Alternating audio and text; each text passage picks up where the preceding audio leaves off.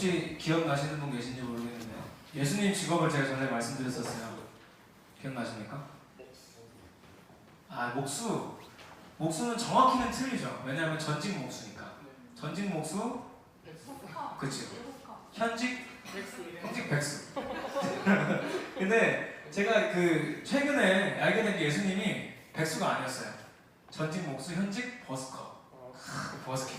그래서 마이크 없이 설교 버스킹을 하셨던 예수님의 모습을 성경에서 많이 발견할 수 있는데, 오늘 읽은 본문도요. 그날도 예수님이 설교를 하고 계셨습니다. 그래서 예수님이 대단한 건 뭐냐면 마이크도 없이 설교를 전했는데 사람이 한 5,000명씩 앉아 있었다는 거죠. 남자만.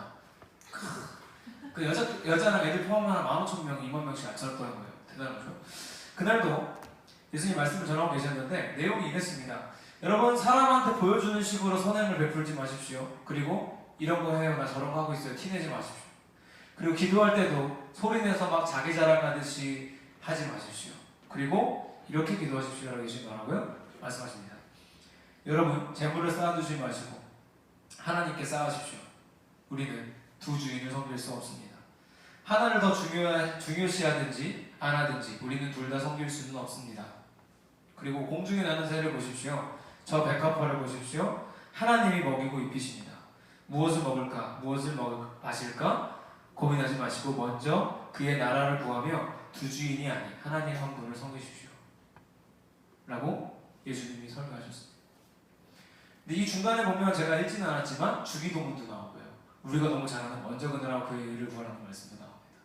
근데 이게 참, 제가 오늘 본문이 참 길었지만 6장 내용을 전체적으로 읽어보면 참 신기하잖아요. 우리가 띄엄띄엄 알고 있는데 이 말씀들이 다 이어진다는 게. 저도 그랬어요. 저도 이게 너무 신기했는데 오늘 예수님이 우리한테 하고 계신 말씀은 사실 너무나 뻔합니다. 너무 뻔해요. 우리는 크리스천으로서 너무나 수십만 번 들었던 말씀이죠. 두 주인이 있는데 두 주인 섬기지 마. 그리고 결론은 뻔해요. 두 주인 누구예요? 하나는 예수님이고요. 하나는 재물이에요. 근데 두 주인 중에 당연히 뭐라고 하겠어요, 제가? 재물을 섬기십시오라고 하겠습니까?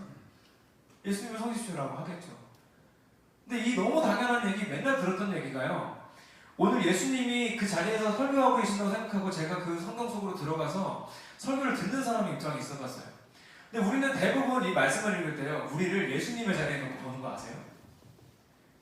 이 말씀을 들으면 예수님이 그렇게 설교할지 하고 예수님을 같이 설교를 하고 있는 거예요, 우리도. 그래서 남들한테, 그래 먼저 그의 나라 그의 의를 구해야지, 두 주인 섬기지 말아야지, 남들한테 말하는 거예요. 누가 제일 많이 그러겠어요? 제가 그러죠. 그렇게 맨날 하니까. 근데 그게 아니라 예수님이 저한테 하시는 말씀으로 들었더니 이게 완전히 센세이션 하더만요. 뒤통수를 후려 맞는 줄 알았어요. 예수님이 와서 직접 귀에다 대고 말하고 나서 뒤통수를 그때 때린 것 같은 느낌이었어요. 여러분, 제가 이 말씀 준비하면서 이 생각이 들었어요. 저는 이렇게 생각했어요. 진짜 제 솔직한 심정으로 헌금은 저는 제가 하나님을 위해서 하는 줄 알았어요. 재물을 섬기지 나는 주인을 섬기지 않아요. 재물을 주인을 섬기지 않고 하나님을 믿습니다. 하나님 섬깁니다. 하고 100번 1000번 고백하면서 늘 그렇게 생각했어요. 나는 헌금을 내가 하나님을 위해서 한다 생각했어요. 그래서 내가 하나님 위해서 헌금을 하면 그걸로 우리 교회 모두 사고 뭐 필요하면 선교 자금도 보내고 선교할 수 있는 뭐 사역도 하고 해서 저는 제가 하나님 위해서 이 헌금을 한다고 생각했어요. 근데 생각해보니까 아니, 하나님 앞에 제가 1억을 헌금한 나한들 하나님이 1억 보고 이렇게 정말 큰 돈이구나 하시겠습니까? 아니, 이 지구의 주인이 그거 가지고, 이 지구뿐이에요, 이 온 우주의 주인이 그거 가지고 금액 가지고 따지겠나 싶은 거예요. 그렇게 생각하고 나니까 사실은 이 헌금의 의미가 내가 하나님을 위해서 하는 게 아니더라고요. 내가 하나님을 위해서 하는 게 아니라 내가 하나님 때문에 헌금을 하는데 사실은 그게 나를 위해서 하는 거예요. 이게 교만한 말 같지만 사실은 우리의 신앙을 위해 헌금을 하는 거더라고요. 생각해보니까. 왜 그랬냐면 제가 최근에 그랬어요. 어떤 일이 있었냐면 사랑이가 집에 생겼잖아요. 근데 이게 제가 정말 농담으로 하는 것 같지만 진심이에요. 이게 돈을 태워야 애가 자라요. 돈을 애 밑에서 이렇게 태워야 돼요. 그러면 돈이 막 타면 애가 커요. 키워보신 분들만 웃으시죠? 여러분 한번 해보세요. 빨리 결혼하고. 와, 돈을 태워야 애가 자라요. 기저귀가 얼마나 비싼지 모르시죠? 전 처음 알았어요. 기저귀 한 달에 기저귀 값만 그만큼 드는지 처음 알았습니다. 근데 아이 키우고 나서 뭐 유모차 사야지. 유모차도 여러분 디럭스가 있고요, 절충형이 있고요, 휴대형이 있어요. 근데 그 어느 것 하나 선택할 수 없어요. 다 있어야 돼. 그래서 지난달에 막 유모차 사고 뭐하고 했더니 와우, 카드값이 많이 나왔어요. 많이 나오고 나서 어떤 마음이 들었냐면, 제가 이렇게 저렇게 맞춰보니까 딱 11조를 안 내면 현금이 남고요, 11조를 내면 현금이 없어요. 그래서 고민이 되는 거예요. 저 전도사님이거든요. 근데 고민이 되는 거예요. 11조를 할까 말까. 왜냐하면 하나님도 이해하시잖아요. 저의 아픔을 아시고 저의 어려움을 아시고, 내가 11조 낼 수 없는 상황에 있는 거를 하나님이 누구보다 잘 아실 테니까 하나님 이해하시잖아요. 근데 문득 이 얘기가 생각이 났어요. 엄마가 한 꼬마한테 500원짜리 2개를 줬습니다. 그리고 엄마가 그랬어요. 하나는 교회 가서 헌금하고 하나는 네 용돈이야. 이 아이가 동전을 들고 뛰어가다가 넘어졌어요. 하나가 하수구에 빠졌어요. 이 아이가 고백합니다. 하나님께 하수구에 빠졌네. 갑자기 그 얘기가 생각이 나면서 제 모습이더라고요. 이 11조 한다는 게 쉬운 일은 아니더라고요. 정말 나는 내 인생의 주인이 하나님임을 너무나 수천만 번 고백할 거예요, 저는요. 그리고 돈 때문에 살지 않겠다고 이미 20살에 대학교 들어가서 신학 공부하면서 다 고백했어요. 하나님, 저는 살아있기 때문에 교회 오기고 이러지는 안 하겠습니다. 살아있기 때문에 여기 오라고 하고 저기 오라고 한다고 움직이지 않겠습니다. 돈 때문에 살지 않겠습니다. 수만 번 다짐하고 고백했거든요. 근데 당장 내 앞에 있는 카드값이 무너지더라고요. 돈 때문에 염려하지 말라고 제가 수백만 번 설교했을 텐데, 그만큼 마음 먹었을 텐데 안 돼요. 쉽지 않아요. 우리가 하나님 주인입니다 고백은 하지만 사실은 저부터도요, 돈 앞에 좁은 거예요. 무서운 거예요. 무서운 거죠. 그러니까 저처럼 이런 마음이 드는 거예요.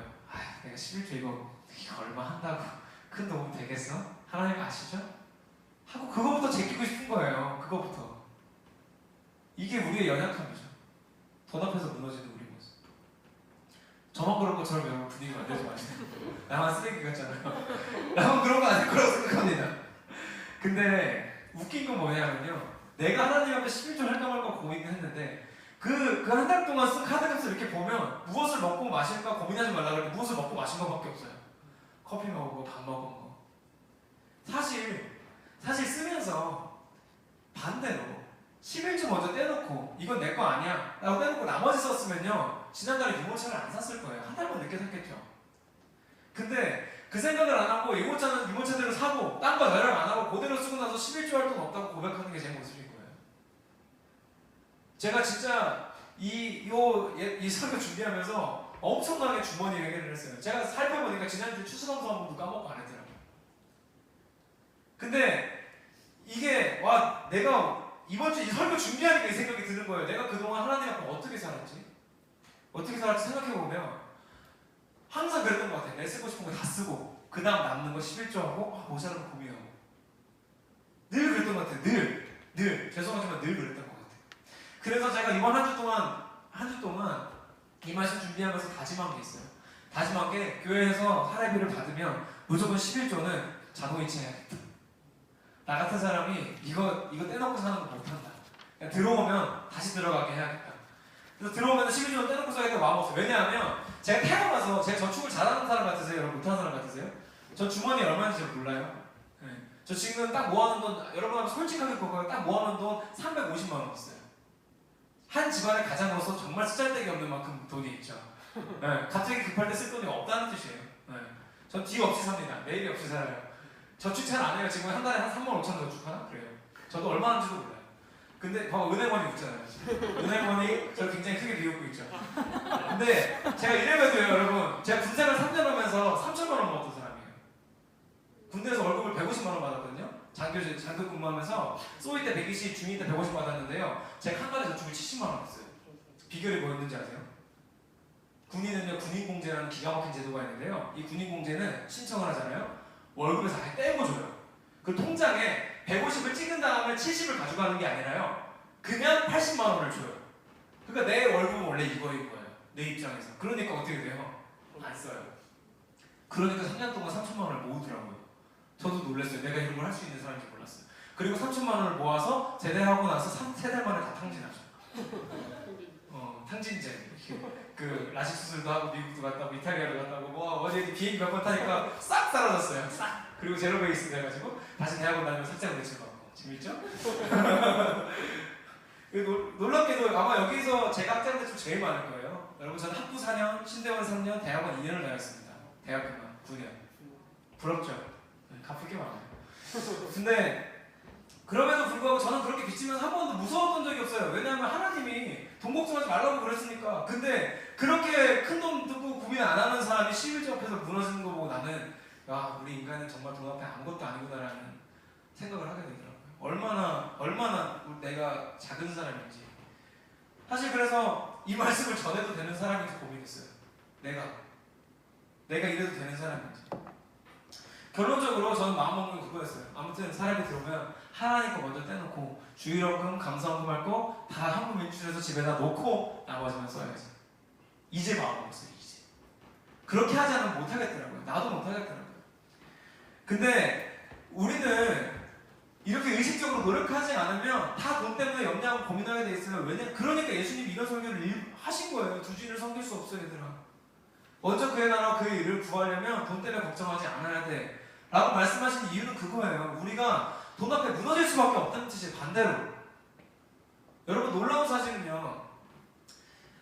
알바했던 분들 아실 거예요. 알바하다가 취직해가지고 월급이 좀 올라가도요. 돈이 똑같이 오잖아요. 그지 않아요? 진짜 너무 신기해요. 100만 원 벌 때도 부족하고 200만 원 벌 때도 부족해요. 진짜 신기해요. 이 돈이 참 무섭고 너무나 신기한 게 좀 덜 쓰고 살아도 살 수 있다는 뜻인데 덜 쓰지 않게 되죠. 그래서 할 수 있는 방법은 뭐예요? 미리 떼놓으시라는 거예요. 그리고 여러분 정말로 이 청년부 공동체를 진짜 공동체로 인정하신다면 진짜 돈 앞에 쫄면 안 돼요. 만약에 누가 백수가 됐어요. 진짜 그러지 않길 바라지만 누가 백수가 됐어요. 정말 월세도 못 내고 굶어 죽게 생겼어요. 어떻게 하실 거예요 여러분?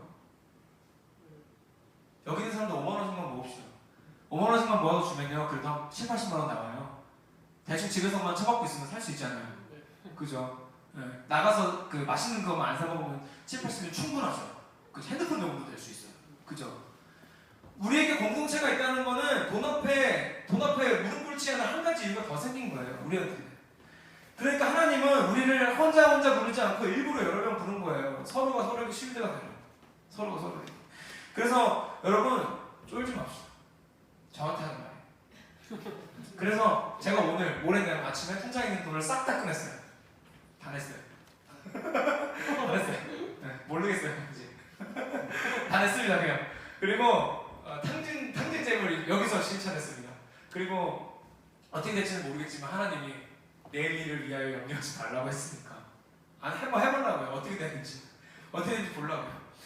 그래서 저는 여러분의 우선순위가요. 여러분 통장의 우선순위. 오늘은 그 얘기예요. 딴 얘기 아니에요. 돈 얘기 맞아요.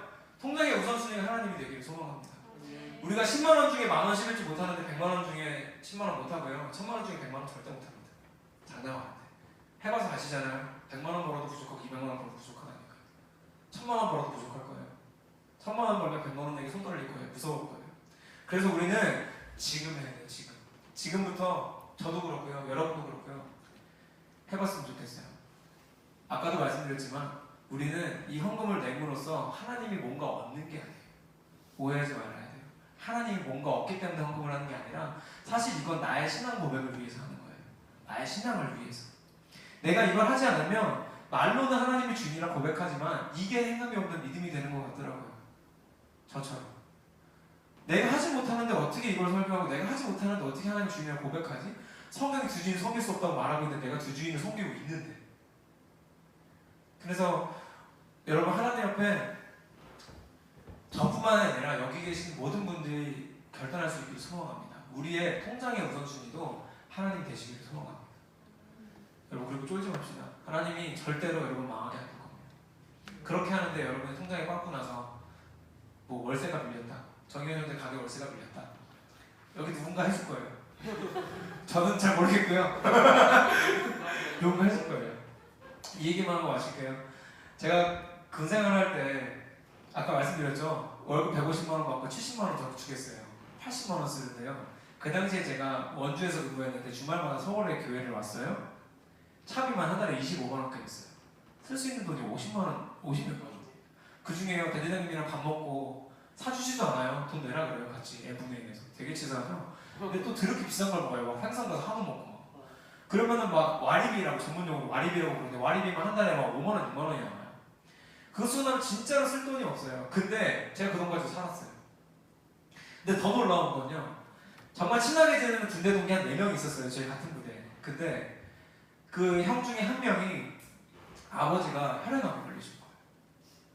혈액암에 걸렸는데 저랑 다 비슷한 상황이거든요. 그 4~5명이. 다 저축 많이 하고 나머지 가지고 힘들게 사는데 그 나머지가요 모여서 이 얘기를 했어요. 야, 그 형네 아버지 아프시다는데 우리가 어떻게 그냥 넘어가냐. 놀라운 일은 그 중에 교회 다니는 사람 저랑 한 명밖에 없었어요. 나머지는 교회도 안 다닙니다. 근데 그 사람들이 25만 원씩 걷어서 100만 원을 만들었어요. 그리고 그걸 줬어요. 근데 저도 놀란 게 주는데 아까운 마음이 안 들더라고요. 이번 달을 당장 어떻게 살아야 잘 모르겠지만 아까운 마음이 안 들더라고요. 이게 진짜 공동체 아니에요? 교회 밖에도 그런 일이 있어요. 우리가 교회 안에서 공동체 힘을 인정하고 있다면 여러분 돈 앞에 쫄 필요 없습니다. 그리고 하나님이 염려하지 말라고 하시면 더더욱 겁먹을 필요 없습니다. 저는 학자금 대출이 두렵지 않습니다. 이제 대학원 때 받은 거는요, 신대원 때 받은 거는 원금을 내라고 해서 한 달에 한 10몇만 원씩 가져가더라고요. 가끔 무서울 때도 있어요. 근데 이거보다 더 무서운 건 의료보험이에요. 저도 모르게 10몇만 원을 또 빼가요. 가족의 가장이라고요. 청년 때가 좋은 거예요. 갑자기 인터넷 값이 3만 원 나가고요. 정수기 사용료가 2만 원이 나가고요. 엄마 아빠한테 감사하십시오. 근데 그게 나갈 때마다 정말 무섭고 힘들고 때로는 11조 하는 것도 너무나 무섭고 두렵지만 그럼에도 불구하고 저는 하나님 선택하고 하나님 앞에 제 재물의 주인도 이 통장의 주인도 이 우선순위도 하나님께 드립니다 했을 때 하나님이 어떻게든 채우실 줄 저는 믿습니다. 그렇게 믿기로 했습니다. 그동안 못 믿어왔는지도 모르겠지만 믿기로 했습니다. 그래서 여러분도 저와 함께 혹시 제가 못하더라도 여러분은 통장의 주인 하나님이심을 고백하고 하나님이 진짜 우선순위가 될 수 있기를 소망합니다. 잠깐 기도할까요? 이 시간에는 이렇게 기도해 봅시다. 소리 내지 않고요. 하나님, 그동안 우리가 하나님의 삶의 주인이시라고 고백하고 늘 말씀드렸고 늘 그렇게 하나님 앞에 서보자 노력했지만 때로는 세상이 주는 두려움 또 돈 앞에 서는 두려움 때문에 두 주인을 섬기지 않았는지 돌아봅니다. 하나님, 우리의 마음을 주관하시고 인도하시고 함께하여 주셔서 기도하겠습니다.